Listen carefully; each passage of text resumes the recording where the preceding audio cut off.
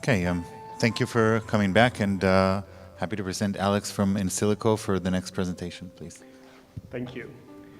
So thank you for inviting me. It's a great honor to be at MBZUAI. I guess it's a new university, but it's spectacular, as we know. I'm going to talk about pharma today. So I guess most of you are AI scientists and have not been exposed to drug discovery and development to the extent that we have. So we'll try to keep it high level. After the talk, if you would like to see the demos of any of our tools or take a deeper dive into specific individual papers, we're around here. And we have also Alex Aliper. Alex, please raise your hand, who is the president of InSilico, my co-founder, and he is actually based here in the UAE, right next door at IRENA. I'm going to talk about that as well. And in the case that you lose me at any point in time, I just wanted to make one point clear. So AI, it's a great word. We all published in that. We all embrace it. But when it comes to the pharmaceutical industry, what matters is experimental evidence, and experimental evidence in human clinical trials. That's what matters, and that's what most people are asking for. I myself switched from computer science into biotechnology about 19 years ago, and just about 5 years ago, I was trying to preach deep learning to big pharma, and every time we were showing, the generative algorithm outperforming traditional methods, they said, okay, great, fantastic. Where is your preclinical candidate? And I never understood that. So now I do understand it, and I now preach it. So it's very, very important to get experimental evidence.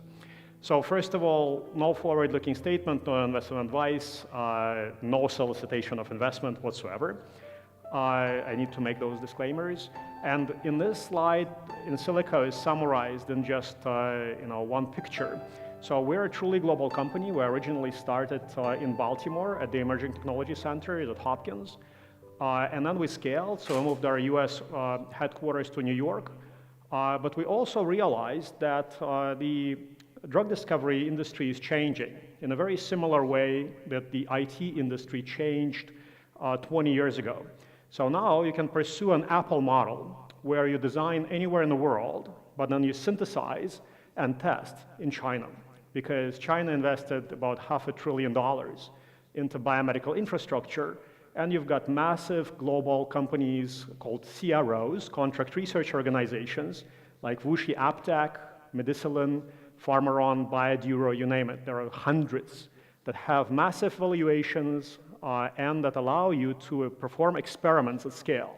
And if you want to ensure that those experiments are of high quality, you want to have your own people there in the same time zone, and also preferably supervising some of those, what we call FTEs, full-time equivalents, that are running laboratory experiments nonstop.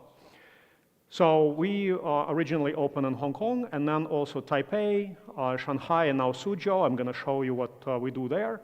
And now we also brought quite a bit of AI scientists. We have about 40 people here to the UAE, and we are right next door in IRENA. We're hiring, and that's one of the reasons why we're here. And we're also scaling globally. So just a few words about InSilico. So we have our own software platform called Pharma AI. It consists of 3 elements: Pandaomics, Chemistry 42, and InClinico. I'm going to talk about those tools and talk about them in detail and where we use AI. But what you need to understand is that 10 out of the top 20 pharmaceutical companies are using the software. So either deploying or using it for drug discovery in collaboration with us. We raised about $400 million, just over, published, well, the lawyers allow us to say 130 peer-reviewed papers, but if you go to PubMed, you'll find many more. We have about 290 employees worldwide. Probably we have about 200 to 250 full-time equivalents within contract research organizations globally. So they perform a lot of experiments. We have more than 30 therapeutic programs ourselves. That's a lot. Usually a big pharmaceutical company would have maybe 20 small molecule internal programs, and that's a larger number. And our business model is we sell the software, but that's actually a very tiny business. What we really do is we discover drugs, and then we sell them at different stages to pharmaceutical companies. Last year, we had over 500% revenue growth. Right now, the industry has consolidated. For all of you who are graduating, it's very important to understand that now if you are working for a small startup somewhere, most likely it will fail if it doesn't have clinical stage assets, because that's the very minimum that is required for a pharma company to embrace your technology. You need to be in human clinical trials. And you have to be very fully funded. So I would say probably about 30% of our competitors that we saw just a couple years ago, they just died. And many pharmaceutical companies are now working with us. We have two CEOs, and that's, again, I just wanted to emphasize the point that AI is important, but what really matters is your ability to discover drugs and demonstrate that your AI can perform at a superior level than traditional approaches. And I am the founder of the company, so as you know, we probably published about 60 papers in generative AI in different forms of generative AI, and you can find us on Scholar, so connect to us, showing that we can synthesize synthetic biological data with the desired properties, like gene expression, protein expression data. We call it generative biology. We can also generate high-quality small molecules with the desired properties. I'm going to talk about that. And we also can use now a lot of biological data to identify novel targets for a variety of diseases. And I'm going to show you our robotics platform as well. However, in 2000, when we started working on our own internal programs and started moving part of the R&D to China, drug discovery R&D, I started contracting out to a company called MBZUAI. They are a competitor of WuXi AppTec, and what they do is synthesize chemistry, and then they test this chemistry in different biological experiments. And I met Dr. Ren Feng, who listed that company, MBZUAI, took it to $8 billion, and originally a PhD from Harvard, 11 years at GSK, medicinal chemistry. And then he took this company to $8 billion, and I can do, and want to be doing this is for the others. He really, and he joined me. So that was when the company, and we got our own biology team, medicinal chemistry team, preclinical team, CMC team, and now we have approximately half of the company are AI scientists and software developers, and half, actually more than half now, are drug hunters, working with contract research organizations. We're truly global, so in New York, we are at the Cure. It's a Deerfield building. Montreal, we are in IBM building. Hong Kong, we're at the Hong Kong Science Park. Here, we're at Arena, right next door. The majority of the scientists are in Zhangjiang, Shanghai Technology Park, and Champlain Plaza. Team in Taipei, computational chemistry, members, mostly it's and have an experiment to you. Team, I'm gonna skip. Many of the scientists here are very involved. So Dr. Michael Levitt, he spent 8 months last 2 years in China, just published 2 papers with him. And Alana Spurogudzik used to be our fierce competitor in the beginning. You probably know him quite well. And then we started publishing with him as well. We also raised quite a bit of capital. WuXi AppTec helped us a lot when we just started, when we were in round A. Round B, Qiming. Round C, Warburg Pincus. And BCG led a round D round. We also got a small top-up from Aramco. And we also are not just blah, blah. We actually do have a credible business model. Those are some representative pharma deals that are publicly announced, so I can talk about them. So we can take one of these small molecule drugs that we identified for a moderately novel target and start offering it to pharma. There is usually a bidding war, and we get deals like Fosun Pharma, for example. You get 13 million upfront, you still own 50% of the molecule, and you get milestones, royalties, or Sanofi, where they challenge you to a bunch of targets, pay you some upfront money, and then you get milestones, royalties, and collaborate with the company. So those are really good establishments. A lot of people use our software. A lot of people collaborate as collaborators. This is the most important who are not. Just I want. How many of you before? Okay, and one from Insilico, right? So this is the most important slide in the pharmaceutical drug discovery and development, and you should actually screenshot it, take a picture of it. So it came from a paper by Stephen Paul in 2010, how to improve R&D productivity, and it shows you the different stages of drug discovery and development. So it starts from actual identification of novel targets, so from here. So you identify novel targets. That usually is done by academics, and there the failure rate is about 99%. And it can take a decade, it can take billions of dollars. The NIH is spending $45 billion a year. Very few novel targets come out of that, but that get validated. Pharmaceutical companies usually do not discover targets, but when they do, it's very, very rare.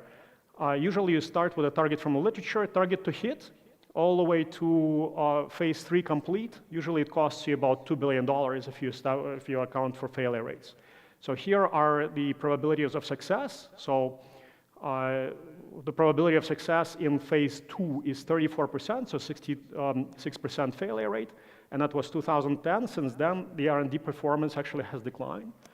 And second row is the number of years it takes at every stage, and third row is the amount of dollars it takes to get to every stage. Discovery is the ultimum, and Alton's grand challenge. Even through preclinical experiments in animal work, and even in some human models, usually you still fail in phase 2, where you test efficacy. So you test the experimental activity of your experimental efficacy of your drug in humans, and you still fail in phase 2 most of the time. And most of the time it's because of the wrong choice of target, or because the target is heterogeneous in the population. There are many, many other reasons, but you still fail more often than you succeed. And then if you fail here, everything that you have been doing before it disappears. It's a binary event. So you need to ensure that your target is very, very solid. And so far, our company has demonstrated that we can go from target discovery all the way to top-line data complete from phase 1, going to phase 2 in under 3 years on a very small budget. And I'm going to tell you the story today as well. So when we started, we decided to go end-to-end. We started mapping out many of the processes that lie behind those steps that I've just showed, and started looking at what can be improved using AI. So target discovery, you can discover a target using literature research. You can basically even ask Google, say, okay, show me top 10 targets for cholangiocarcinoma.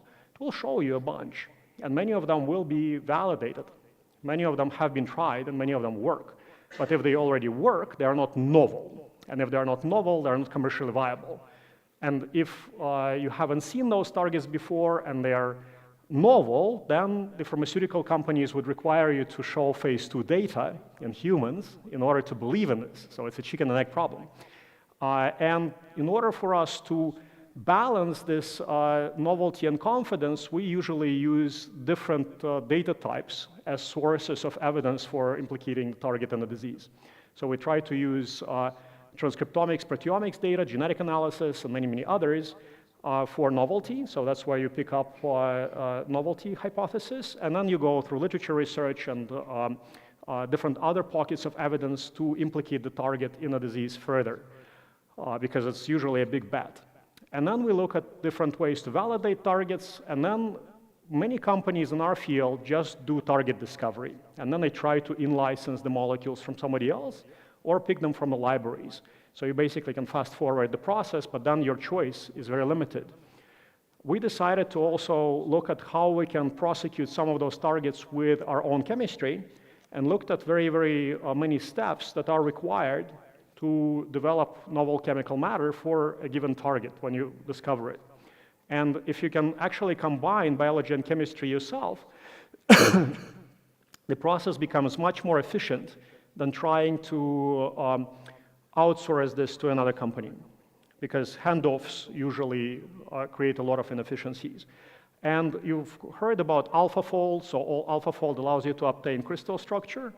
Everybody is talking about it transforming drug discovery beyond recognition. It's actually a huge breakthrough, but you can see that it's a tiny piece of the puzzle. So far, you don't see clinical stage assets coming from AlphaFold proteins, right?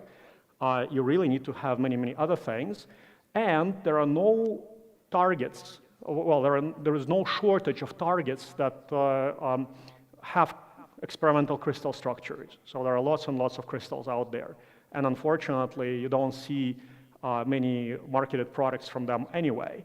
So you need to have the end-to-end system controlled by one large platform in order to accelerate. And that was our idea from the very beginning. So now we launched all of those 3 software platforms as software, so they're production grade. You can buy a license to Pandomics or collaborate if you are an academic here. We can provide access to scientists who are interested in discovering targets with more than 60 philosophies integrated. There are more than 20 deep learning models in there. Chemistry 42, it's a system which we usually deploy at big pharmaceutical companies, and they pay us a lot of money every year. To use the system, it allows you for multi-parametric optimization for small molecule chemistry. So you basically go way outside the known chemical space, and I'm going to show you how it works. And in Clinico, it's our new product, predominantly targeting a financial industry, hedge funds and banks that bet on small and medium type biotechs that have phase 2 clinical stage assets. About 20% of the trials that we have in the database are predictable, and if it's a first-in-class targeted small molecule therapeutics single agent, we actually do very well at prediction. And currently this software is already launched. We are very interested in collaborating, and if you are interested in publishing a fun paper quickly with retrospective and prospective validation, we can give you access to this platform and some of the algorithms as well. So Pandomics integrates about $1.5 to $2 trillion worth of data. I can tell you this number because we track biomedical grants and then link them to publications, clinical trials, and marketed products, and we look at innovation over 35-year periods. And that's a lot of text. We also look at which grants are linked to omics data repositories, like TCGA, GEO, and many others that you're familiar with. Then we track those expression data, protein expression data, genetic data, biological data, openly accessible. And we also procure some of those data sets from open repositories as well, put them into Pandomics, and novelty comes from omics, confidence comes from text. And then we have many filters that also allow you to evaluate the commercial tractability of the target. You also see what other targets are on the market for a specific disease, which stage they are in, and whether you should bet on this target or not in this big molecular casino, so to speak. This system is supported by many papers. So here is just a small roadmap, and you can take a picture. So we started with topology algorithms, dimensionality reduction algorithms, looking at how to group genes into networks and evaluate the state change between, let's say, norm and disease, or young and old. So we do a lot of work on aging. Published a bunch of papers and good journals. And then around 2015, we started using those pathway and network scores as inputs for deep neural networks. And that was a really cool idea because at that time, there was not enough data available, so we could reduce dimensionality and train on smaller data sets. And started showing that we can now utilize deep neural networks to identify novel targets. So if you are interested in some of those applications, this paper, so machine learning on human muscle transcriptomic data for biomarker discovery and tissue-specific drug target identification, that's a really cool paper to look at. And then transformer era came to be around 2017, 2018. We started using transformers as well. And some of the really cool papers that I can do a deep dive is this ALS.ai, identification of therapeutic targets for ALS using PandaOmics. That has already experimental evidence. So we took a very large collection of data sets with gene expression data and protein expression data and other data types from ANSWER-ALS consortium, identified novel targets, identified molecules, took it to a fly model, tested, published. But that one shows you how we did it for target discovery. This is the history of deep learning, the way I see it. Around 2014, GANs were published, so Ian Goodfellow really started a revolution together with Yoshua Bengio in generative AI. There are many, many GANs for general purpose. In green are the peer-reviewed papers that our group produced for drug discovery. So the first paper that we published is called Cornucopia of Meaningful Leads, where we used molecular fingerprints for representation of molecular structure and used a generative adversarial autoencoder to design novel fingerprints with the desired properties. And then we matched it to known chemical space for validation. Good algorithms, we started promoting generative AI in pharma, but at that time, again, everybody is like, okay, where is your molecule? And our first experimental validation was the entangled conditional autoencoder for small molecule drug design. And there we actually synthesized and tested our first molecule. It was a selective JAK3 inhibitor. So we selected a specific target, selected specific parameters, generation conditions, and we demonstrated those generation conditions were met when you synthesize and test the molecule. We did this work in 2017. WuXi AppTec saw that work and they invested in us as well. And then we partnered with WuXi AppTec and published this fun paper. It took a year in review in Nature Biotech. It's called Generative Tensorial Reinforcement Learning System. Pretty famous paper. So WuXi challenged us to a known target. It's called DDR1 kinase. It's a very well-known target in fibrosis and cancer. In 46 days, we managed to synthesize the molecules, test them in metabolic microsomal assays, and go all the way into mice. So that was a pretty famous paper, and that resulted in another round of funding. That allowed us to build Chemistry 42. So Chemistry 42 allows you to synthesize small molecules, generate small molecules from two inputs, technically three inputs. One is you get a ligand, so you get a structure of the molecule, give it to a generative pipeline with the desired properties, and the objective of this generative pipeline would be to redesign this molecule with additional properties, right? So you basically take a picture of Brad Pitt and want to make him 70 and female and Asian while retaining the actual original scaffold, and the system would do this for you on a molecular level.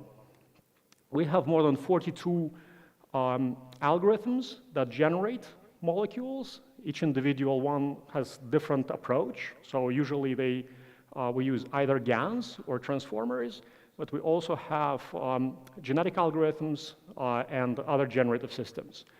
And they compete for generation of molecules with a reward pipeline. So reward pipeline contains more than 500 different predictive models that evaluate the output of the generative pipeline. So every generator generates a molecule, it gets evaluated in 2D and 3D, and you can go to other representations of molecular structure. And if the molecule is good, the model is rewarded. If the molecule is bad, the model is punished, and also you do that at the ensemble level. The most common application is that you get a target crystal, annotate it, or you get AlphaFold, and we just published a paper where we used AlphaFold to synthesize and test the molecules for a target with no experimentally derived structure. And with this system, you can annotate the pocket, or the system will do it automatically for you, and generate the molecules within the pocket with the desired properties, and then synthesize test. And ideally, you would provide a ligand and a target crystal, then the system gets much more data points and can generate better molecules.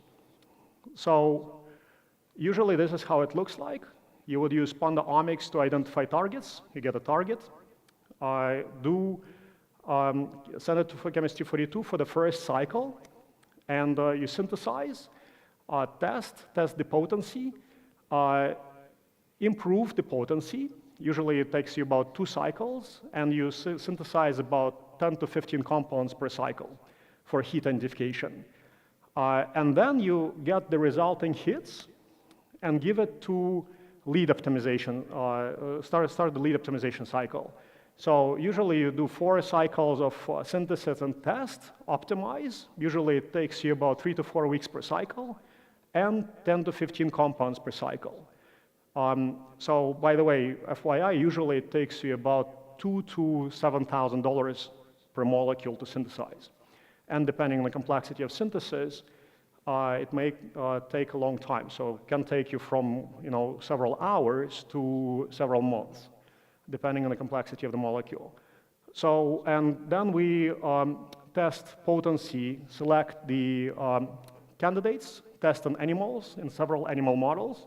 So in order to reach preclinical candidate, you need to have at least 2 efficacy animal models, and you nominate what we call preclinical candidate, PCC.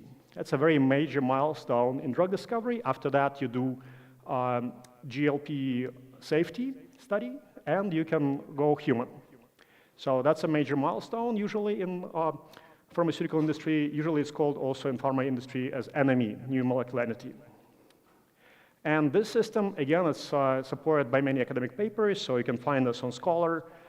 Started with the cornucopia of meaningful leads.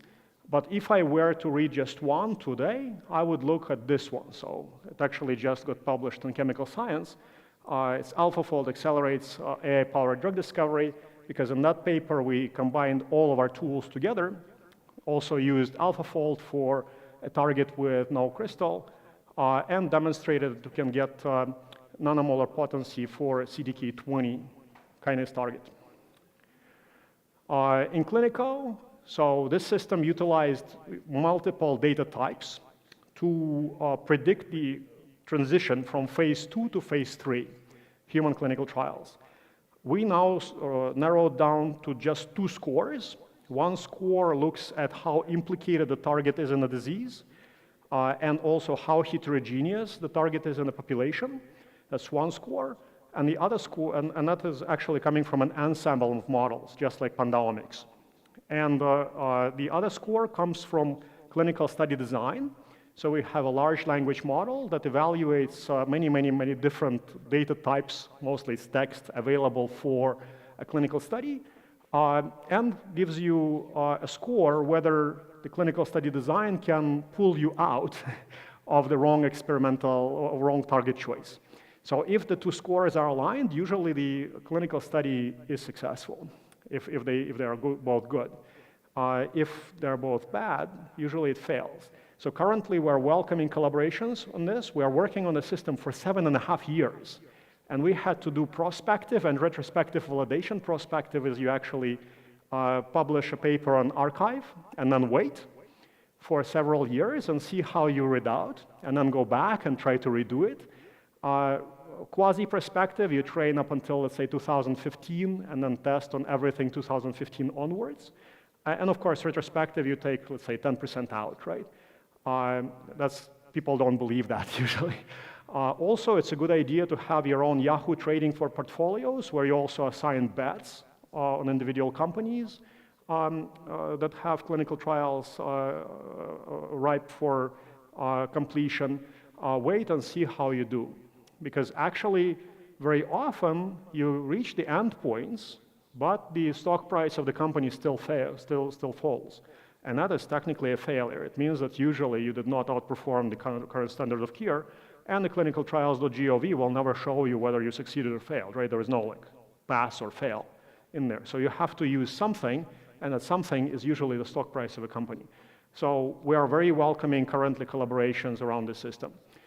So again, just wanted to show you this slide and tell you a very quick story.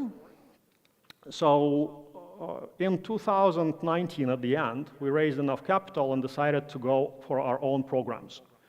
And so far, I have one antifibrotic that was identified by our Pandaomics platform. So the target was identified using Pandaomics. We generated small molecules using Chemistry 42, completed massive numbers of experiments. So we nominated 2 preclinical candidates for different diseases, for idiopathic pulmonary fibrosis and for kidney fibrosis, and also almost completed the skin fibrosis, and completed a lot of experimental experiments that demonstrated the antifibrotic effects, and the degeneration conditions for the molecules were confirmed as well. Since the target was novel, we decided to do a small phase 0 study in Australia. In 2011, in November, we started and dosed 8 healthy volunteers. All good. We progressed to phase 1, and just last month we completed phase 1 in New Zealand with 80 human healthy volunteers. So now, of course, it's the grand test. We'll have to go phase 2. But usually, if you are passing phase 2 with this kind of molecule, potentially blockbuster, it's worth a lot of money. So it's a big binary event that we are expecting. So since that event is binary, we decided to expand our pipeline, and now we have 31 therapeutic programs. Last year, we nominated 9 preclinical candidates. And just think about this number. Usually, a big pharmaceutical company would nominate in small molecules using internal R&D 4 to 5. So that is a big number, and that shows you the real power and acceleration using AI, and also using the new model where you outsource most of your experiments. So far, we have nominated 11 preclinical candidates. Just a quick glimpse of our pipeline. Usually, the biotechnology crowd will only look at this and then look at specific experiments that you delivered for each one. So target X we haven't disclosed. It's going phase 2 now for IPF. And we have a collection of different examples. So target X is where we had no known target and started from scratch and went all the way to phase 1 complete. And then we also started, for example, PHD2 is not a novel target. It's a known target, it's HIF1 alpha, very validated, but there were clinical trials that failed around this target because of the molecule. So we decided to design a new molecule that is gut restricted, so it doesn't get into the blood, and purposed it for IBD, inflammatory bowel disease. Then C3-like main protease. I'm not going to spoil the thunder from next week, but we managed to achieve a major milestone there. So it's the first AI-generated drug for COVID. I'm talking about generative AI, for a known target going to human clinical trials. And then we also have a portfolio of drugs for cancer. So mostly it's either moderately novel targets or some known targets that are made for sale, because you want to actually bake the cookies, sell the cookies. That's the best model in our industry, in my opinion. Maybe you can expand the software market somehow and ensure that every kid uses target discovery software instead of TikTok. But unfortunately, that's not happening yet. And we should do it at some point in time. But right now, it's better to discover the drugs and sell them to the pharmaceutical industry at different stages. And this is how our first drug was discovered, where we went all the way end-to-end, the first demo. So Pandaomics was used to discover a target. We narrowed down to 20 novel targets. We managed to test only 5, then prioritized 1, gave it to Chemistry 42, reached preclinical candidate in 18 months, and then under 30 months, we started human clinical trials. That was pretty impressive. So now pharma companies really kind of treat us very seriously. We purposed to lung fibrosis, kidney fibrosis, skin fibrosis. Usually you start with a small indication where you can conduct a cleaner, faster clinical trial with fewer patients that are likely to die. Then you expand to something that is more chronic, because the FDA would require you to go after many, many patients, and usually that's a very expensive study. So far we are in human clinical trials. Now we decided to go, I decided to deviate a little bit from our model where we use CROs to do all of the experiments and generate some machine learnable data ourselves. So about a year ago, same time this year, I started constructing our own lab. And we thought, okay, where are we going to do this? And I decided to do it in Suzhou in China, because that's where a lot of robots are made. You know, those robots that deliver food for you in a cubicle in the elevator. In China, that's ubiquitous, right? What really amazes me about Chinese is that they're so integrated with technology, right? So I like to play with those robots in the elevator. They just order and, you know, deliver the food. And they're so good in robotics that the only place you could build a lab like that was China. And also the administration of the Biobay region, it's kind of like a Masdar city in Suzhou, also for some strange reason selected us to go after a project like that, and they brought a lot of ecosystem together around us. So we didn't get the money from, well, we were trying to avoid getting government money. They managed to bring a few robotics vendors together. And we decided to go after a grand prize to have a 6th generation target discovery lab. So first generation, every pharma has it. So you basically have a liquid handler. You aliquot some compounds into different wells with cells and see which one works. And then you prosecute maybe 1 or 2 that worked. Everybody had it in 2010, 2012, 2013, people started using a lot of omics in their pipeline. So the 2nd generation. 3rd generation, you've got connected workflows. You also had companies coming out of the robotics labs, mostly focused on imaging. So you can actually recognize certain patterns from imaging data. Then 4th generation laboratory robotics, people started coming out with ideas that, now you have to generate a lot of machine learnable data to identify targets. Really easy idea to sell to computer scientists, right? Because you get a lot of high quality, consistent machine learnable data. But I can tell you that diversity is extremely important. You need to train on real life. And then incremental data that is machine learnable can be quite helpful. But you also can see that in those labs, you've got a lot of humans, and it's only large workstations that are automated. So about November last year, we've achieved 5th generation. So there are no humans in the lab. And 6th generation, we're currently working on that and almost done, where AI also makes target choices. So you automatically pick the targets using AI, using my Pandomics platform, using multiple philosophies. So you originally just set the philosophies, how you want to discover targets. And then the system automatically does it, picks the compounds from libraries, and tests them. And I'm going to show you the video of that. So in the 7th generation, we're now miniaturizing. I want to put those target discovery robots into hospitals one day. As they say here, inshallah. And I'm going to skip a few slides, but we basically have the AI layer that controls the robot. So humans do not even make target choices anymore. That's the idea, to get rid of human target bias. Otherwise, expert humans will always pick the targets that they like. We know that already. And in pharma companies, it's a big problem. So I'm going to show you the video. I know I'm out of time right now, sorry. This is our Suzhou office. Shanghai office, we are going to Suzhou, 1.5 hours drive. So this is 1 year ago sometime. We have a logo on the building of the entire 3rd floor, fully automated. So this is the same time last year. We actually are documenting this process, so I'm promising to build a lab. So here we're going to have a fully robotics lab. So going all the way from here, all the way to the end of this hall, between those columns, we're going to have the robotics fully automated facility.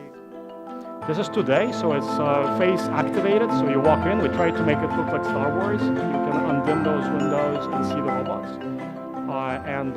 It's It's a beautiful facility. We opened Now it in we're gonna December. present to you I the have a 6 presentation generation of area there, laboratory just like this robotics one. that allows you in a fully And you can see automated through the mode, windows and see the identify robots. targets So I also from donated some of multiple my different, samples for this lab sample originally types, to have be it, a lot primary of information tissue, about one human that is organoids, going to be studied very iPSCs, extensively you name there, it. and also for many other reasons. This is the actual footage from the lab. So here we take tissue or cell culture, give it to the robot picks it up and does high content screening originally. So you get cell egos, so cell counts, and CX7 you get high content imaging with fluorescence. So this is CX7 footage. The sample, part of the sample gets destroyed, and then the rest of the sample goes to NGS. So you've got the PCR, pre-PCR room. You have several several library preps for whole genome sequencing, RNA-seq, and methylation. So I like those 3 data types because I use them consistently to discover targets, and we have a lot of data. We have millions of samples internally processed. So there is no human error, so robots do everything for you. And then AI picks the targets, selects the compounds from the compound hotel. You get automatic uncapping, so you decap, then you aliquot, and then you pick the cells from your sample from the incubator. Again, do some more microplating, quality control, and then incubate those samples with the compounds that you picked. So it's very intelligent compound screening, fully automatic. And then you, for every sample, again, you put them in the incubator after pipetting with the compounds, and you get, again, full high-resolution imaging, transcriptomics, methylation back, right? So you get for every sample, you get whole genome sequencing, and you get deep phenotyping, transcriptional, and methylation response originally. So you can very quickly see if your prediction at the compound selection stage and the target selection stage was confirmed experimentally, and you can do it in less than a week. This first step, when you do imaging plus methylation transcriptomics whole genome sequencing, takes you about 48 hours. In about few hours, the system picks up the targets, selects the compounds, and in a week you get your results from different incubation times, different concentrations, so very compatible with the Broad Institute data. And you can very quickly see if your ideas have been, if the algorithms' ideas have been verified experimentally, and you can prosecute new biology this way. So this is what we're doing now. We're also very interested in aging. So if you look at my papers, many of them are based on age predictors. So we predict age and then retrain those networks on diseases. This lab can also do methylation transcriptomic aging clocks before and after incubation with many compounds. Also happy to collaborate even on the data. And maybe one day we'll build a lab like that here, inshallah. So now we'll open the floor for questions, and if you want to do a deeper dive in individual papers, we can do that too.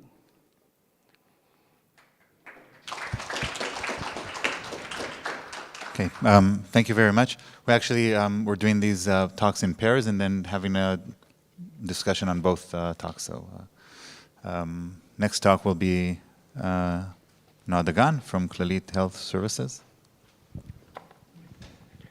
Sorry, we'll have to, you're using your machine, right? So that's the HDMI.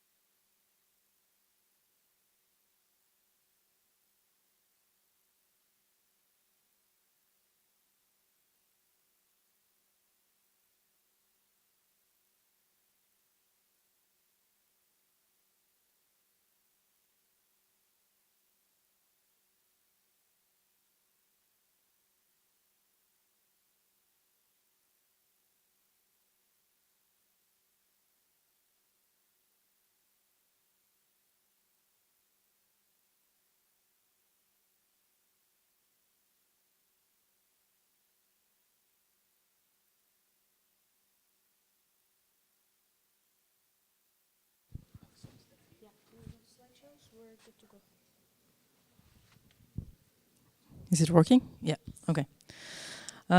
So hi everyone. I hope that you're still awake enough after lunch. So my name is Noah Dagan. By training, I'm a physician. My specialty, my medical specialty, is in public health. In contrast, my PhD is in computer science, and I've been spending the last few years joining these worlds together as the director of AI-driven medicine in Clalit. So Clalit, just a bit of a background to understand the setting of everything I'll be discussing. Clalit is a healthcare organization in Israel. It's actually the largest healthcare organization in Israel. We cover over half of the Israeli population. And due to the very integrated nature of the Israeli medical system, with the healthcare organizations basically being both the insurer and the provider of treatment, we have pretty good medical data that basically covers all facets of care. And the follow-up is also pretty good because everything was digitalized more than 20 years ago, and the annual attrition rate between these healthcare organizations is pretty low. So I'll try to spend the next 30 minutes or so discussing how we introduce AI into practice. So my focus will be less science fiction and these crazy things that we've just saw that are super impressive, but more down to earth and very practical things of how we try to improve care, many times with things that we already know about the medicine and about drugs, but are not utilized enough or are not used correctly enough. And there are a lot of gaps in care that we can try to solve through different methodologies. And as I said, our focus is AI in practice, but it's not just about deploying whatever tool you create. It's also about trying to understand whether or not it has good impact, positive impact, and then refining whatever you try to do based on what you find when you try to evaluate what you actually did. And that circle of bringing things into practice and trying to see what they do and then refining everything is called the learning healthcare system. I think that's the holy grail of everything in the digital healthcare world. And it's a holy grail because it's really hard. It's really hard to bring things into production.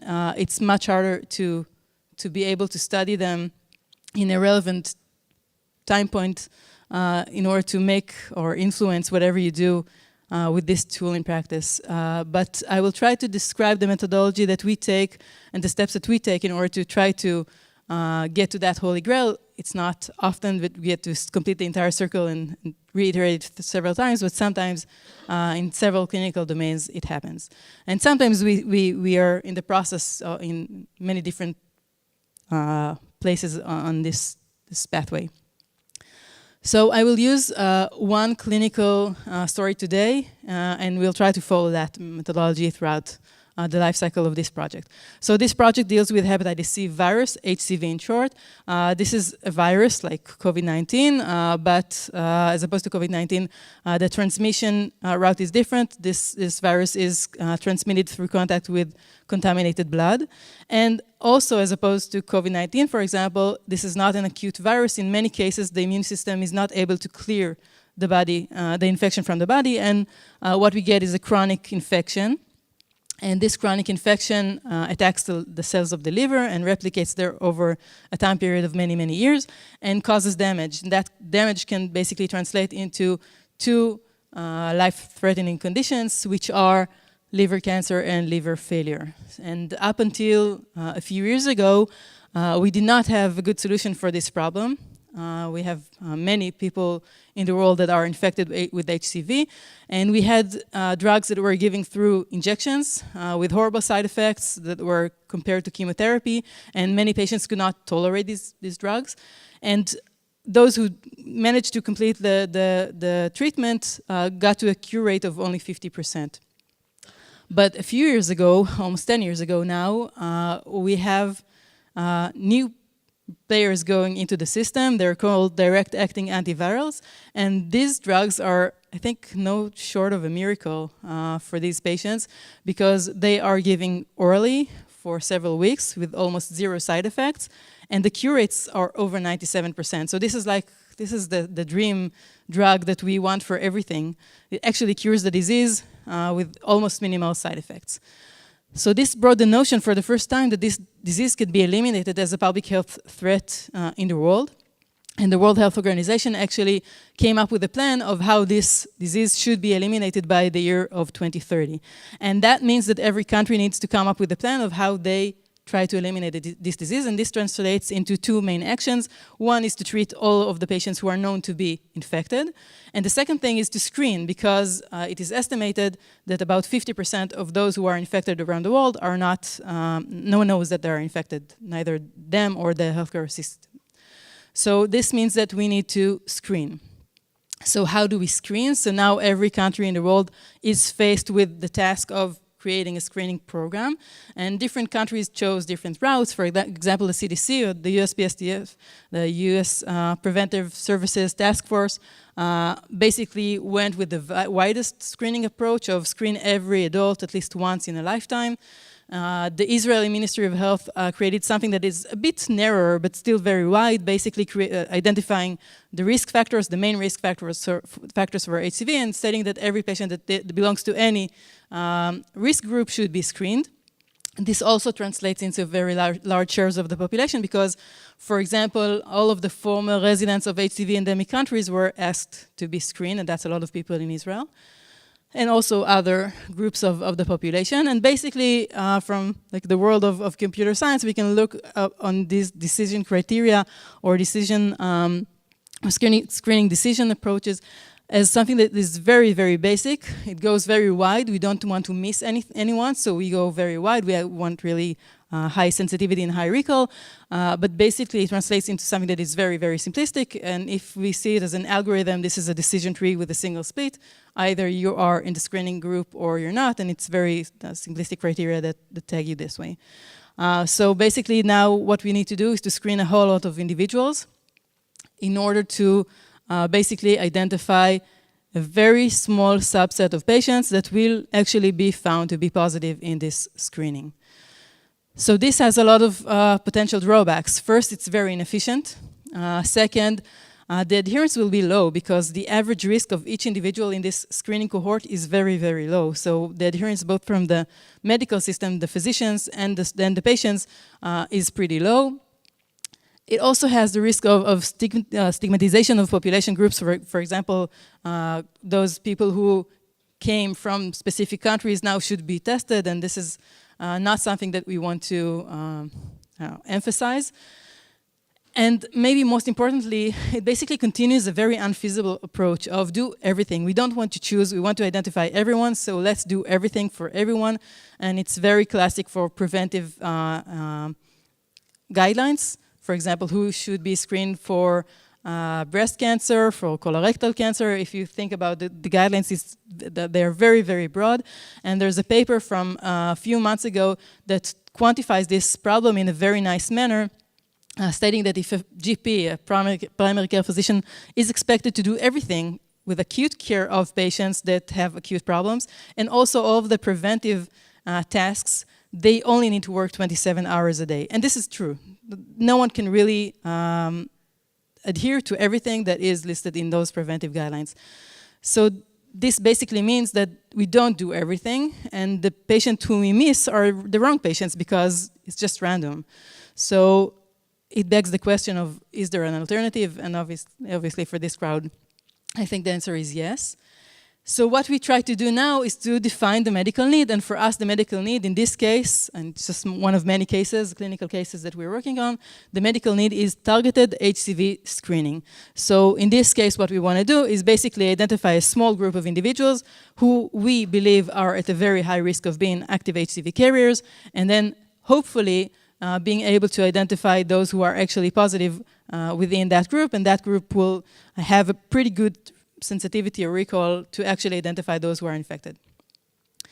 So now we need to go to the next phase of actually developing potential solutions. In this case, the solution, and it's not always the case, but in this case, the solution will be a suitable prediction model.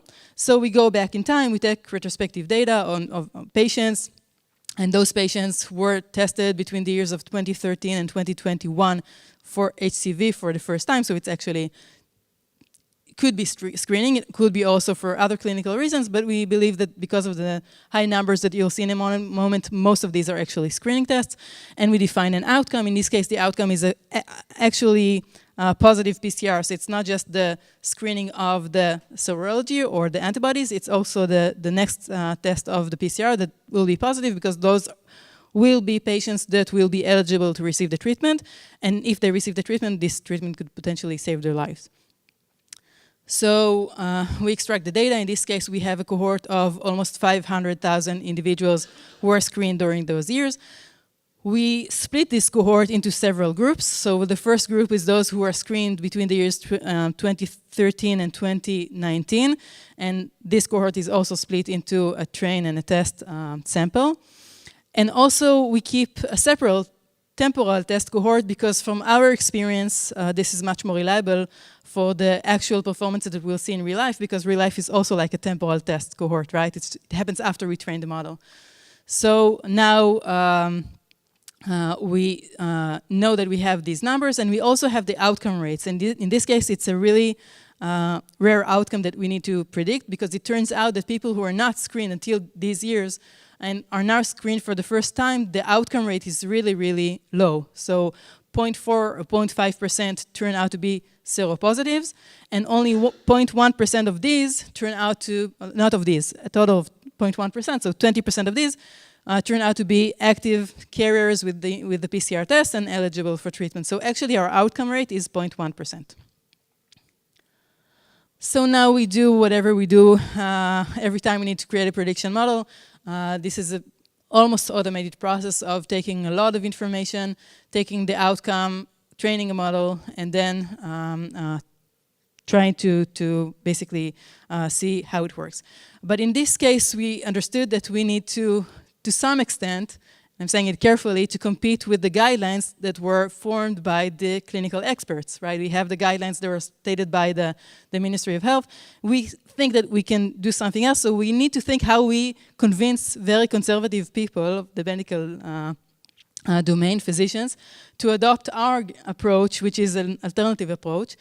So we understand that we need to create several models. Some of them will favor interpretability, because we need to prove that what we are saying makes sense and we're not just making things up. And other models will favor performance over interpretability.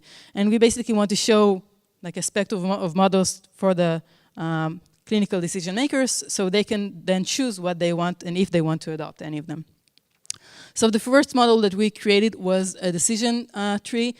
The reason was that we wanted to create a parallel to the classical screening approach. So this is a very interpretable, very simple model, and actually the first splits in the decisions are the same variables or the same risk criteria that were identified by the clinical expert as the national screening approach. But this goes much more in depth to many, many more variables, and ending up identifying something that is more accurate in terms of the risk of the disease. And we also create a different model that again favors now not interpretability but actual performance. And we form an XGBoost model in this case, basically being composed of many, many decision trees. So in this case, the decision is less fully interpretable, but it could definitely be explained to some extent through other methods, for example, SHAP in this case. And again, we see that the variables make sense. Clinical intuition says that something real and something logical actually takes place here.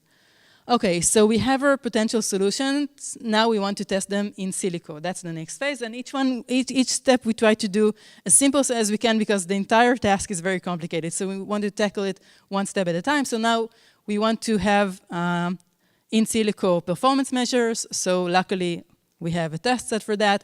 And we see, for example, that if we choose to screen the top 0.1% of the population, and of course the risk model allows us to choose whatever cutoff that we want, then we can get to a recall or a sensitivity rate of 7% with the decision tree and 13% with the XGBoost, which translates into a lift of 70, around 70 for the decision tree and almost 130 for the XGBoost. Again, because the outcome rate was 0.1%, so it's a huge lift, and it's a very, I think it's the most the features in this case are the most predictable compared to any other clinical domain that I've at least worked on. And we see that both models basically work well, but the XGBoost works better, and this is anticipated.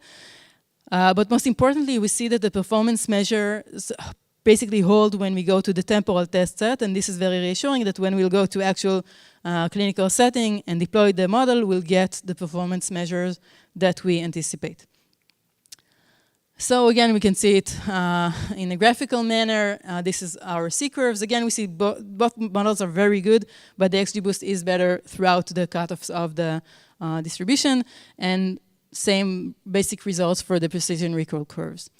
So now we have our models. Now we have the data that says that they work in silico, and you can go to the phase of making a decision and get an organizational sign-off for the best solution. In this case, it means of whether the policymakers, the clinical policymakers, are willing to use the model for a screening approach within Clalit, and what models, which one of the models they want to use. So I think my experience here is that you need to put a lot of effort in creating very practical, very explainable methods of conveying the message of the value that the model will bring. So in this case, for example, we create visualizations that says, let's say that this is the pool of individuals who are eligible for screening in the population. The red pizza slice is the actual HCV carriers. It's a very small percentage. Let's say that the model identifies 5% of the population for screening. So if it's all random, we anticipate that we'll get 5% of that red slice, right? If I just go to the street and screen 5% of the individuals, then I expect that I will find 5% of that red slice. But obviously, this is not a random process, and for the decision tree, we get, instead of just 5%, we get 54%, and for the XGBoost, instead of 5%, we get 68%, and then it's a matter of choosing if you favor the performance or you favor the explainability, and in our case, the policymakers in Clalit chose the XGBoost model. And I think that the reason was that the other model existed. So they saw that it all makes sense. They saw that they can trust the process. And then it's like a leap of faith. They said, okay, if we think we can trust the more sophisticated model, and we want to gain that better performance. So now we have a model, now we need to deploy it. And again, we can choose like something super complicated, and that will take 3 years until we get to production. But we, again, try to keep it as simple as possible in each phase of the way. And we want to get to deployment as quickly as possible. So in this case, the quickly as possible translated into at a specific date in August 2021, running the model for over 1.5 million individuals in Clalit who were eligible for screening as of that time. And then gradually choosing the top risk group, 1.1% of the population at a time, gradually moving forward, and ending up with 0.3% over a year, in which were actually approached and asked to be screened. And the very simplistic way of doing that approachment was through emails sent to their GPs and reminders, and then text messages to the patients themselves once we felt comfortable enough with it. So this is really low tech, the lowest low tech we can get, but it's very quick and it's very efficient if you want to get something done quickly. So now we wait. So now we need to wait, but actually the wait in this case is the shortest wait compared to any other clinical domain that we're working on, because it's very satisfying. The answer is really quick. If someone was tested, then we know whether or not they were positive. We don't need to wait 10 years to see whether or not someone had an MI or someone had an osteoporotic fracture. We just get to see the results pretty immediately. So 1 year later, we can look at the individuals who were actually screened according to this model. So for example, we see that we sent messages to 2,200 individuals. Of those, almost 500 got actually tested. Of those who were tested, 12% had a seropositive test, and more than 80% turned out to be PCR positives in the next test. So this basically translates into an extrapolated positive predictive value or precision value of almost 10%. As opposed to that, during the same time period, we had the other 1.5 million individuals who were eligible to be screened during the same year, which we did not prioritize for screening according to the model. And in this case, more than 50,000 individuals got tested for any reason, which we can't be sure why, but most of them is just probably for no good reason, just screening. Of those, 0.5% were seropositives, and 20 of those were found to be positive in the PCR. So again, the same rate which we already know of 0.1% of the extrapolated positive predictive value. And again, if we need to translate this to policymakers to show them this has value, we need to keep it as straightforward and simple and convincing as possible. So in this case, we can show them that for the model, if you can see it in the left corner, we need to take 10 individuals in order to identify a bit more than one that will be positive in the antibodies and ending up with one positive case. And as opposed to that, in the classical screening approach, we'll need to take 1,000 individuals to find 5 positive individuals for the antibody test and ending up with one positive individual. In clinical terms, this translates into a term called number needed to screen, which is very intuitive of how many individuals should I screen in order to identify one positive patient. So in this case, it's 10 for the model and over 1,000 for the classical screening approach of the CDC approach of screen everyone at least once, and the practical approach of what happened in Clalit during the same year. So this basically translates into 2 options. You can continue screening those 50,000 individuals, or you can screen those 500 individuals. And I don't know, it was by chance that those 2 screening approaches during the same year translated into identifying the exact same number of cases. Those are 38 cases and 38 cases, but it's a different 38 people, okay? It's not the same. And so basically it means that we can create a process that it is over 100 times more efficient for screening. Now we think that it's convincing enough to take it to the next step and putting more effort into the deployment. So now we continue the circle by redefining the medical need. Okay, now we are really trying to be a learning healthcare system. So we redefine the need, and now the needs basically is focusing on the problems. So one problem is this number. The adherence for the testing. Only 20% of those who we favored for screening actually got screened. And so the first need is to increase the screening adherence among the high-risk patients. And the second need is to basically close the loop. So we find those people who are positive, but we need to help the physicians to close the loop with the treatment, because this is a treatment that they're not super familiar with it, because it's a very rare outcome. They're not used to treating this decision. And again, treatment gaps, they just miss a lot of cases that are positive and were never actually treated. So now we change our focus from who to focus on, which is the predictive task, to what to do with these patients once we identify them as active HCV carriers. So the second need is basically to close the loop for treating newly identified carriers. So now our redefined need is increased adherence both to screening and treatment. Okay, this is summarizing this, and basically it means that we need to integrate these prediction results into the point of care, into the EHRs. Emails are not good enough, because until from the time a physician gets the email until he sees or she sees the patient, they'll probably forgot that they ever got that email. And we need to make this very explainable again, because we want to increase the adherence. And we need to take the treatment guidelines, cross it with the patient's data, and basically create very individualized and actionable treatment recommendations of creating the what to do with those patients. And basically now the need or the potential solution is to create an EHR integrated decision support system. And in this case, I can tell you that this is not the first case that we come to this need. So we integrate prediction models into practice for several years now, and each time that we want to take it from the phase of sending Excel sheets or lists or emails or whatever, and we really want to increase the deployment adherence, then we understand that we need to integrate it into the EHR, and each time we face this brick wall, this brick wall of implementation of the legacy EHR systems, of everything that makes it really hard to integrate things into the point of care.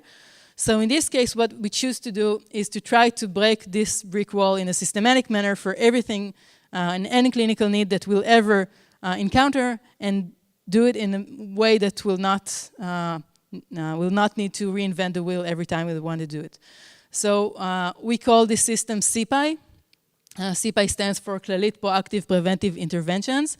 And basically, it's a population management platform that allows the integration of AI tools. In this case, it was a machine learning tool. But basically, everything that you can say or every insight that you have about the patient, about a treatment gap, about a risk, can be integrated into this platform.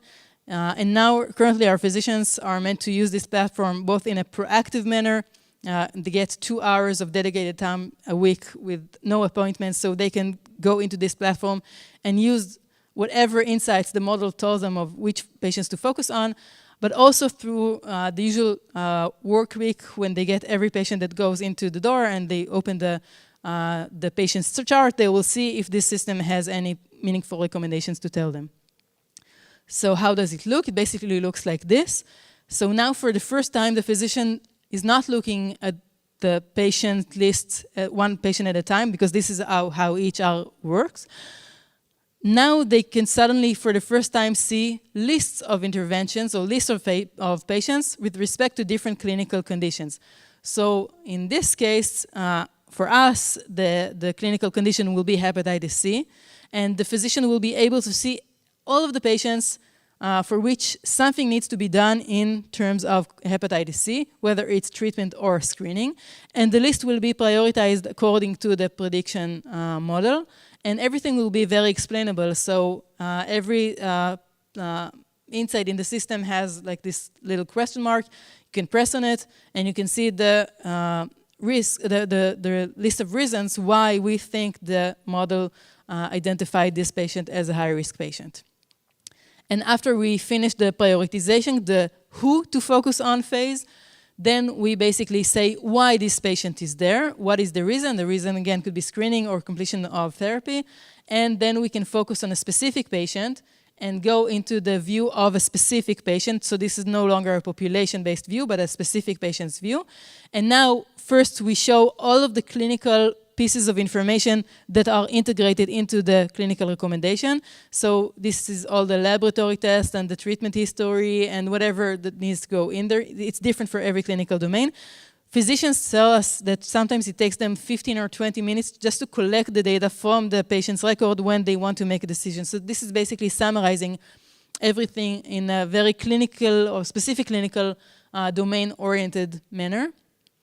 And then they can press the recommendation button and see the actual recommendations of which lab tests they need to send for this clinical domain for this patient, which referrals should be given, and which treatments should be given with the specific name of the drug that was prioritized for this patient once we cross all of the most up-to-date clinical guidelines, which they cannot really remember and follow. With the specific data of the patient, getting to the most actionable and suitable recommendation for this patient. How do we do this part? So this is no longer AI-driven, at least as of yet. We talked a bit about this over lunch. What we currently do for this part is a very exhaustive work of basically mapping the entire clinical pathway of each clinical condition, and we do it like several clinical conditions at a time, but it takes really a long time. This is the true clinical pathway mapping of treatment in our system, and then we translate that into decisions regarding lab tests, referrals, treatments. This is basically the outputs of a clinical encounter. And then every night, after we create this in a data-driven manner and QA this, really a lot of QA to make sure that everything is accurate, or accurate to the extent that we can get from the data. Then now every night, all of our patients, almost 5 million individuals, travel through all of these clinical pathways, giving all of the new data from today, and basically collecting all of the personalized recommendations that are relevant for themselves. Again, this is not shown directly to patients, but to physicians, but everything is very, very personalized. So this system basically takes it to the next level of integrating the AI models of who to focus on, and then integrated the data-driven, clinical-driven part of what to do with these patients once we identify them as high-risk patients. So the tests, the test in silico part now is a lot of QA. We have a large group of med students which that open a lot of medical charts and just manually checking every clinical piece of information and the integration of the recommendations into every patient. Then we have a group of physicians that are like a very small group of physicians that get to the deployment first, and they know that it's QA parts. They know that they need to send us a lot of pushback on things that they do not like, that they do not agree with, that are just wrong, etc. And after that time point, in which we systematically collect all of the data, we get to what we call an organizational sign-off. So we have a clinical sign-off event for each clinical condition that goes into this system. This actually happened a few weeks ago. So we bring in all of the people who are involved in the creation of the clinical content specifically for this clinical condition. These are public health residents, GPs, the expert committee. So on the right you see both the chief physician of Clalit, which signs off on each clinical condition, and the chief of the expert committee. So this is actually the chief hepatologist in not only in Clalit, in Israel. So they both sign off, they actually sign a statement that this thing is good enough to go into clinical practice. And then we get to the point of putting it into the system, which will happen in the end of this month for HCV. So we're almost there in the deployment phase. And that means that on the end of this month, more than 800 physicians who are already users of this platform, the CPI platform, will not only see the clinical conditions that are already integrated into the platform, but will see this new condition called HCV, which will appear there, and they'll be able to start treating patients according to the recommendations there. And the next phase, again, will be the evaluation in real life, and I hope that in a year from now, we'll be able to tell you how that worked and whether or not we've managed to achieve our goals of increasing the adherence to every medical need that we've defined in this circle of the healthcare learning system. So we have many, many projects that are basically spread in different phases of this life cycle of deployment. In this case, the HCV case, again, it's a very rewarding one because it's all very immediate, and we know that every patient that we managed to identify through the ML model in this case is now a patient that will receive the treatment, and hopefully we've been able to prevent cancer or liver failure and liver transplant. And so this is a very rewarding type of work, but again, in many clinical domains, we need to gather a lot of more patients until we get to getting to see the results of what we've done, because the outcome are much more long-term.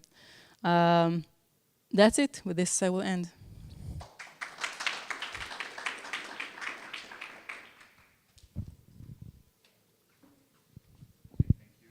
Thank you, Noah. And perhaps, Alex, if you could join us for the discussion as well. So we'll open the floor for questions. Yeah, Dawn.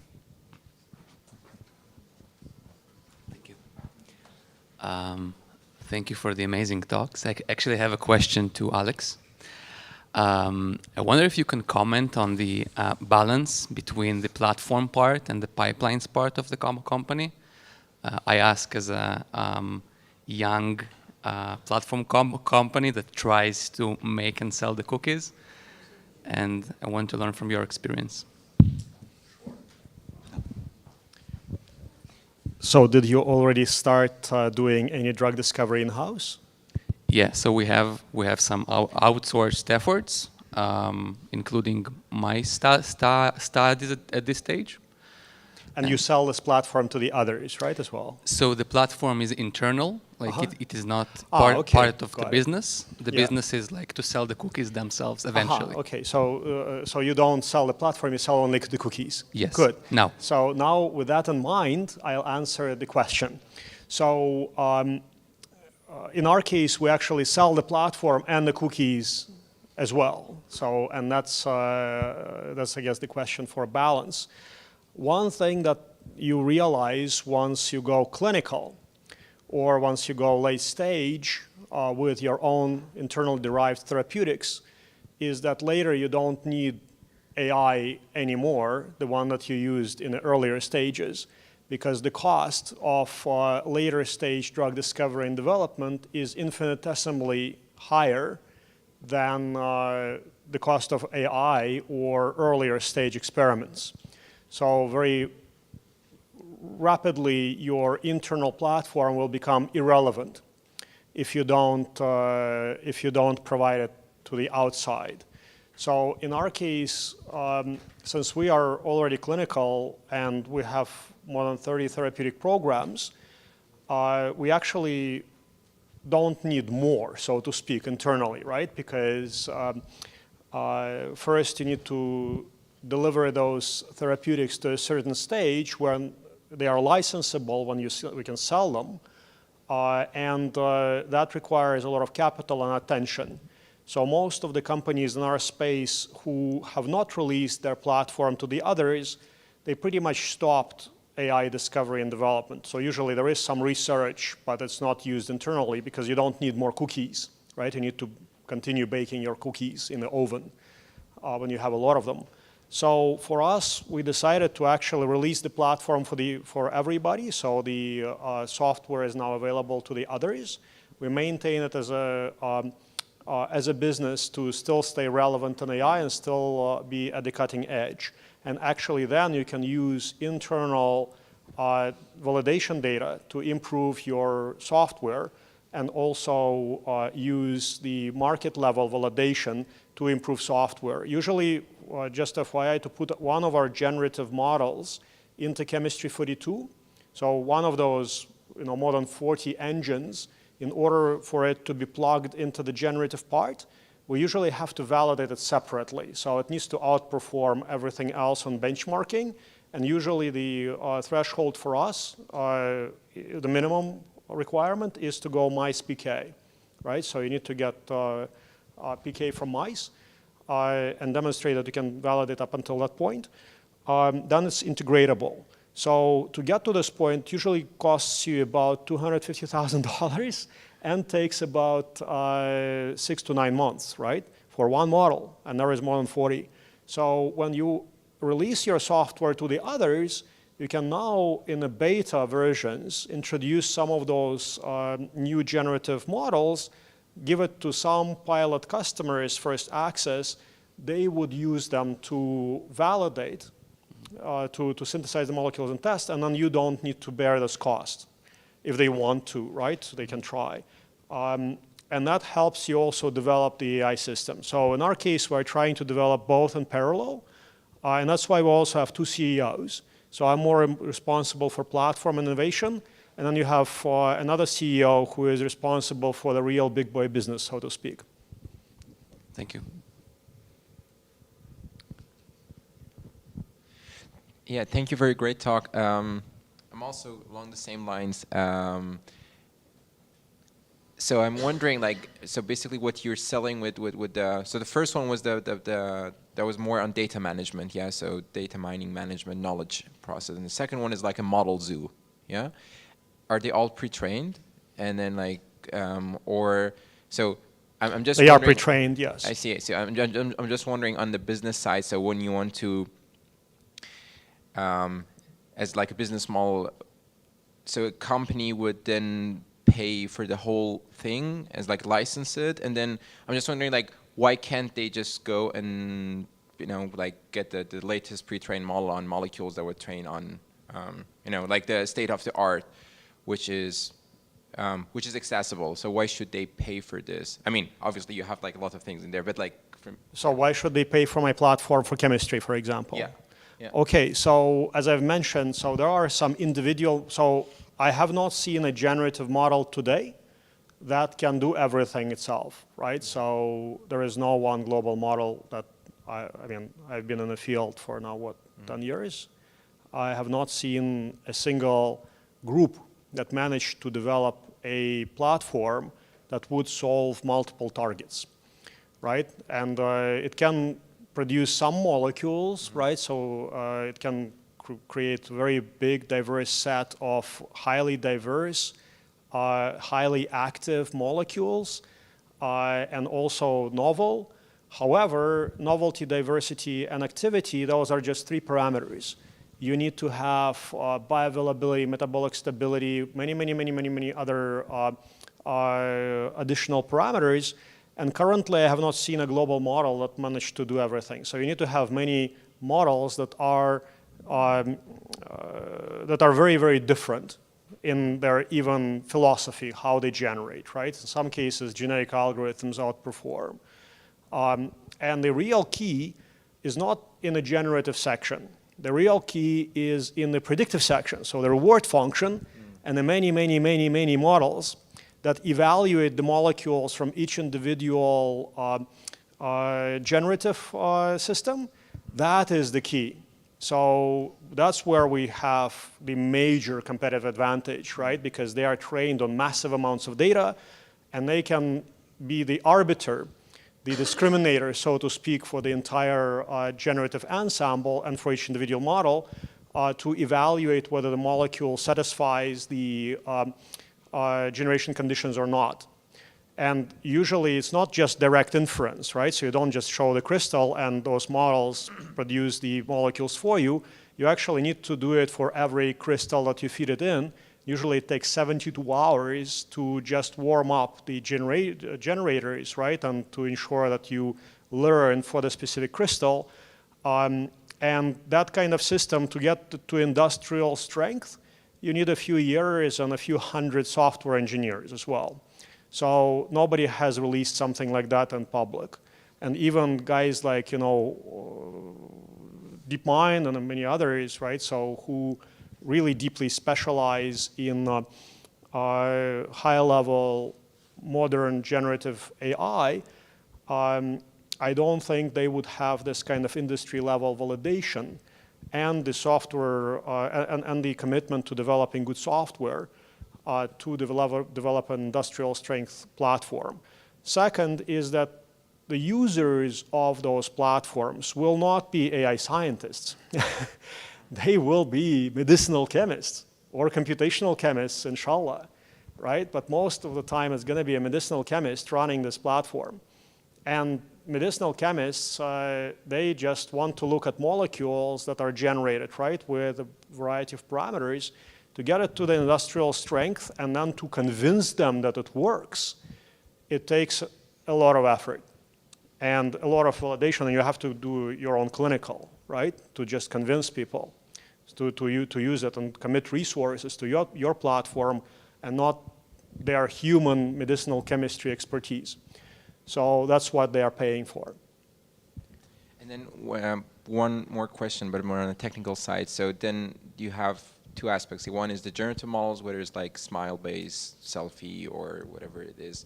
And then you have also the optimization algorithm, to gradient-based method, or so have you benchmarked this to see like if you kind of recommend one on each section basically that you prefer over the others, and then so both on optimization and then of course. So in generative chemistry, there are 2 standard benchmarking systems. One was originally developed by Benevolent AI. It's called Guacamole. It's now kind of going down because they're not supporting it. And another one is Moses, generated by our team, also in a consortium with Alanis Porogudzik and several other companies, pharma companies. So that's very highly cited paper, and there are multiple generative models that you can benchmark. There's also a molecular data set that you can use. At the end of the day, of course, smiles or selfies and other text-based representations of molecular structure are very commonly used. But we also, if you look at our publication history, we looked at wave transforms. We looked at quantum dots. We looked at many other ways to represent molecular structure. So internally, we actually use our own representations as well. But of course, relying on smiles. And every time you run Chemistry 42 for a new crystal, you've got more than 40 models competing with each other, right? And then you can actually benchmark each individual model and each individual representation of the molecular structure, because many of those models, they're trained on different representation of the molecular structure. And sometimes one outperforms, sometimes another just picks up the reward fast and performs really, really well. Because at the end of the day, you just have the resources to synthesize 10, right? So you need to pick up the best molecules, and sometimes those best molecules come from something that you did not expect it to come from.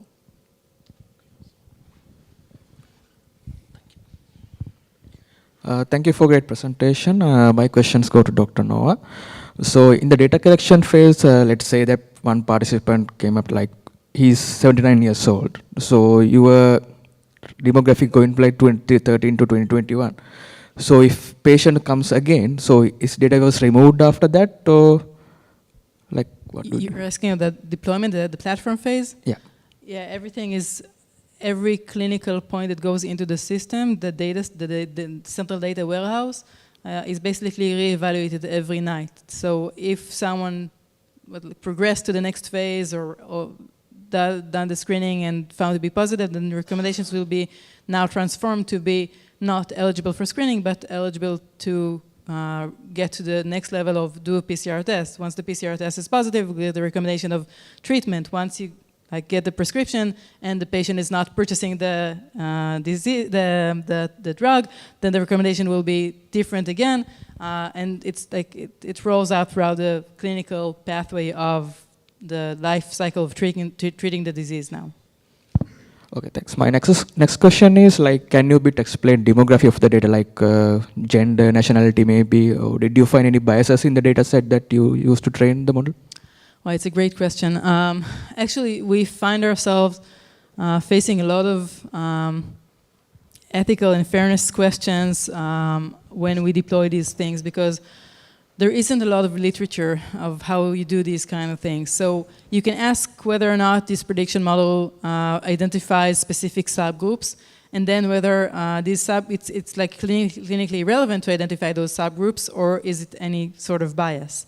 And in some settings, like the job employment setting, it's very clear, right? If we have a bias of gender, Amazon had a tool that they had to discard because it favored men to engineering jobs, right? Because it just saw this historical data and saw that in engineering jobs, most people were men, and it's still sadly the case. And the algorithm just repeated whatever it saw in the data. And in that case, the gender bias was obvious that it's a wrong gender bias, right? For us, in medicine, it's not very clear. So men and female, it's definitely not a bias. It's a clinical thing, right? Usually. If I have a list of prioritization for osteoporotic fractures, it makes complete sense that 97% of the people in the list will be females. It's not wrong. The fact that the place where medicine now has a lot of debate over is the inclusion of race, for example, in models, whether or not you should include that variable. And I think the answer is not clear, because sometimes race is a factor, a clinical relevant factor. For example, in Israel, we have a specific ethnicity groups that will be at a much higher risk, for example, to be carriers of BRCA. So it's completely legitimate to favor that subgroups based on ethnicity to a sort of medical intervention. In other cases, race probably is more reflective of some socioeconomic status more than it is about actual medical or genetic change. And in these cases, the medical community now tends to not include these variables in the models. And for us, the question is actually even one step further than which variables you should choose, and which tests you need to do for your models to make sure that they are not only like in terms of distributions, but whether or not the actual prediction results are accurate to subgroups or to minority groups. And in many cases, no one looks at that. Pretty much what you see in medical journals is the AUC for the test sample. If someone really cared, then they tested the AUC in men and women. They did not test it in women who are 50 to 60 years old, that are immigrants and lived in the peripheries. We said there are differences. And in many cases, when we do look at that, we find that the models are not very accurate towards those populations and the minority groups. So we do a lot of post-processing work in order to correct for that, and there are algorithms from the communities of algorithmic fairness in order to improve this situation. And that's just modeling phase. Now you get to the deployment phase, and now you suddenly prioritize patients. So who should you prioritize? Should you just prioritize the top risk patients? So we had a lot of negative feedback about this system is full with really old people, and we think that for proactive interventions, we need to focus more on younger individuals that are at a specifically high risk compared to their age group. So it's really not clear what's the right answer. There's a lot of debates. There aren't a lot of guidelines. And like we try to borrow a lot of information from other disciplines like distributive justice philosophers and from those people who do computer, it's theoretical computer science of algorithmic fairness, and we try to integrate all of these ideas into the decisions that we're making because, again, there's not a lot of guidelines, but we need to account for these things. Thank you.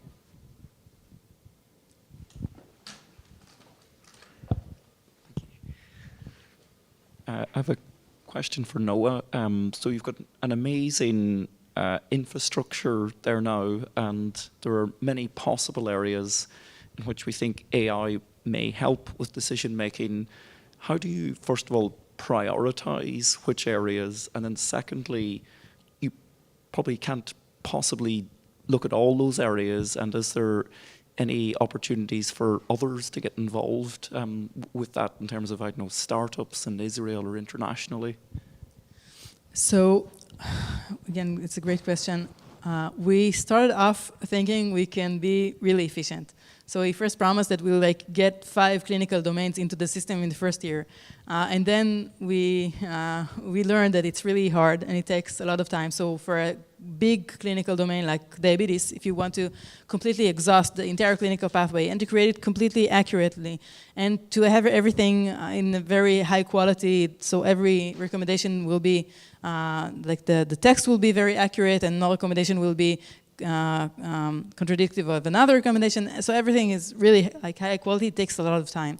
So we got to be much more humble in the amount of work and the pace we think we can promote it. So we do create 5 new clinical domains every year, but some of them are smaller ones, like hepatitis C, which is really pretty simple. Like the clinical pathway it's much more simple than diabetes or osteoporosis or hypertension. So we do some small things and some bigger things. For the prioritization part, it's what's clinically important. It's what we have data for.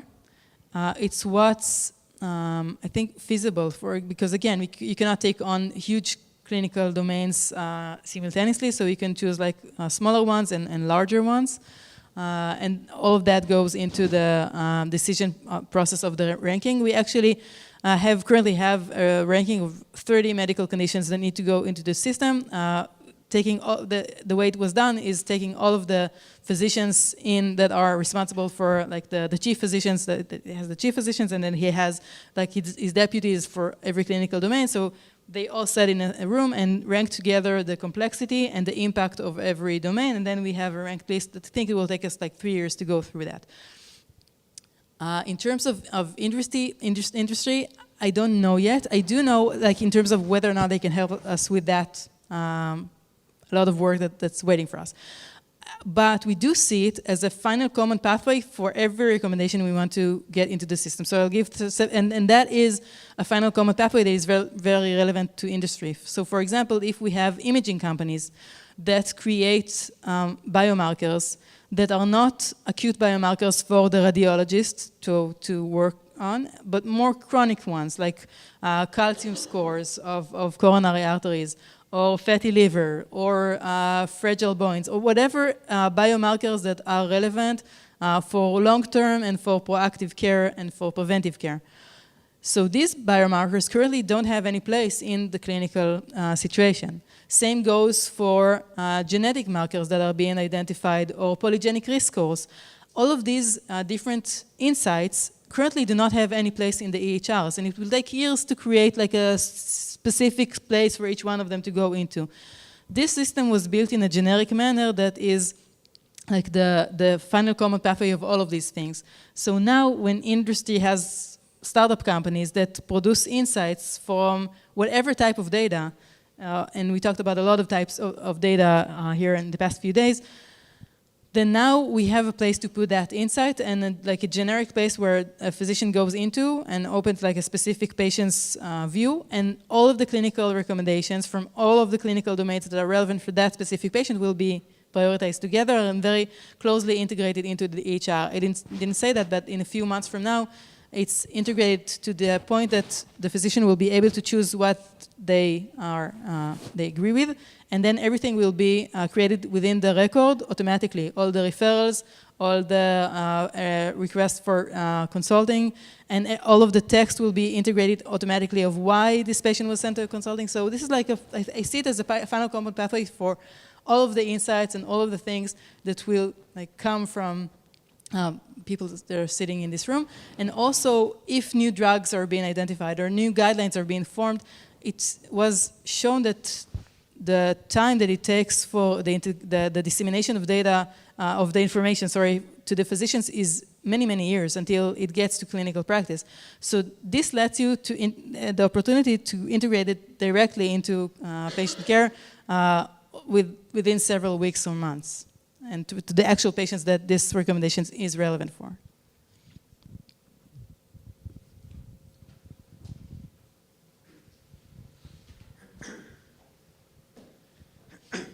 Yeah, thanks for the amazing talks. Question to Noah about the possibility to retrain the models after they've been incorporated into the system.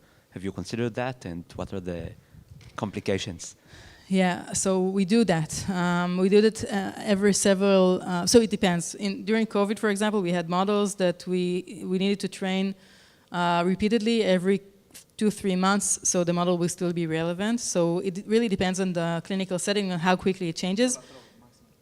The hepatitis C model, for example, is currently, as we speak, being retrained after the first model was retrained, I think, a year and a half ago.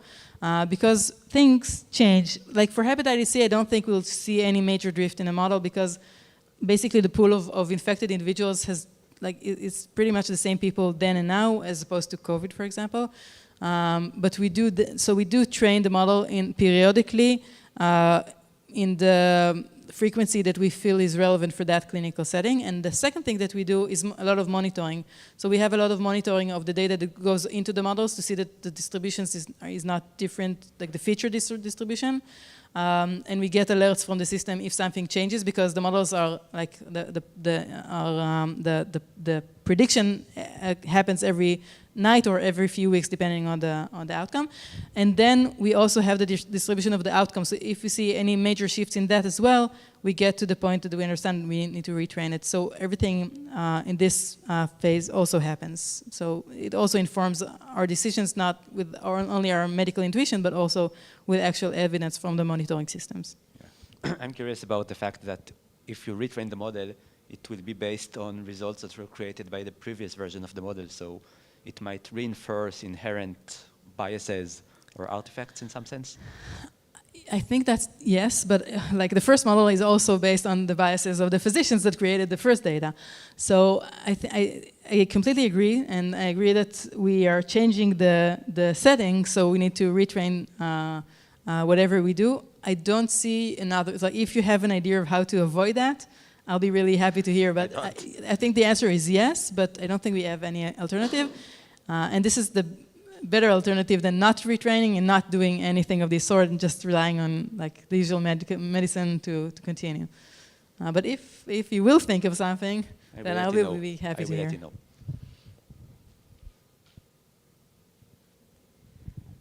I have a question to Alex about omics data. So from the user's side, how the process will look like? So from your articles, as I understood, you have partially the data extracted from Gene Expression Omnibus and generated by your team. So what part is generated, and will the user understand that he's dealing with the data that was made by you or made by somebody else, and will the user get access to the code in this public database? and all the information about the platform and the date, the year of the generation? So sure. If you are using PandaOmics, it's a platform that is used by hundreds of key opinion leaders now, right? So it's deployed at many, many academic institutions. This platform allows you to either work with text or already pre-processed disease profiles or omics. So when you select the omics pathway, you can search for many, many, many different data sets pre-processed from, Alex, how many databases currently? Huh? More than 10 databases. So it's not only geo, it's many, many, many others.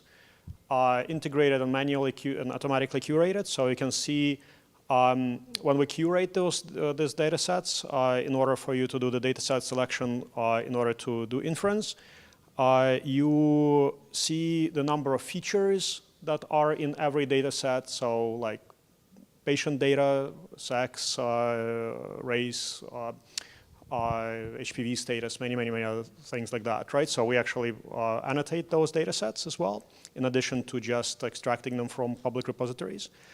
You can also select age of those patients, the platform that it was generated on. You will be able to see the year when it was generated, some publications associated with it. And we already rank the data sets by confidence. So because we see how the community is using it and how we did the quality control. So if there are high quality data sets, they will rank on top. So you would select the data sets that you can trust and then conduct your experiment. So you will select the samples from each data set. You'll be able to harmonize many of those. And then you will do very basic bioinformatics quality control. So you'll do the diff expression analysis. You'll look at the pathway perturbation. If you're not satisfied with those data sets, you can pick a few others. Or you can purpose it towards a specific patient subpopulation within several of those data sets. And then you run the target ID experiments, and more than 20 models will give you different targets. In terms of code availability, so part of those, so we currently have more than 20 models that give you omics scores, right? So different philosophies for target ID. If you come to one head of therapeutic area in pharma, they would have their own method for picking targets always. So somebody likes genetically validated targets. Somebody likes to have very clear expression in certain tissues. Somebody likes to have, key neural networks, some master regulating hubs. Or somebody, like most of the pharma companies, they will just pick them from literature because they trust some scientists at Harvard, because they think that this is the thought leader. So we have models that can facilitate for every one of those pathways. If you are, Hal Barron at GSK, well, he just left. There would be a pathway for this kind of thought process, how to select a target based on his philosophy, right? And then you just prioritize certain models that are trained to act on the data that you selected in your dataset selection. And for some of those models, we have published, and there is code availability. But individually, those models usually are not as useful when in a huge ensemble, because at the end of the day, you also want to prioritize targets by commercial attractability. So the output of the system after you prioritized your data set is a matrix of genes. And so every row is a gene, and then you have many columns, first on omics scores. So every column is a model inference on omics score, text-based scores, KOL scores, and financial scores. And then you have many other scores looking at specific targets from accessibility by small molecules, biologics, novelty indices, etc. So you can actually very quickly make your target choices. So each individual code will not help you much. Thank you. And did you actually do the reannotation, or you just, what yes, was the problem? we had to do the reannotation, yeah. You did the reannotation of all data sets or that are so in your... usually you have a group of very expert humans. Usually those are PhD students or postdocs or master students even. You put them on an annotation quest. They annotate a very large training set, and then machine learning model reannotates everything, and then you do quality control. So yeah, we did quite a bit of human reannotation. Thank you. We usually have about 40 people who are full-time annotating data.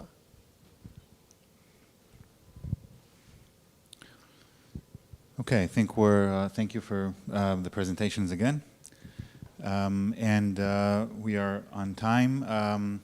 We will have a final panel discussion at 4 with all the speakers of today, and also will be joining us Eric Xing, the president of the university, so stick around. I think we'll have an interesting panel discussion. Thank you.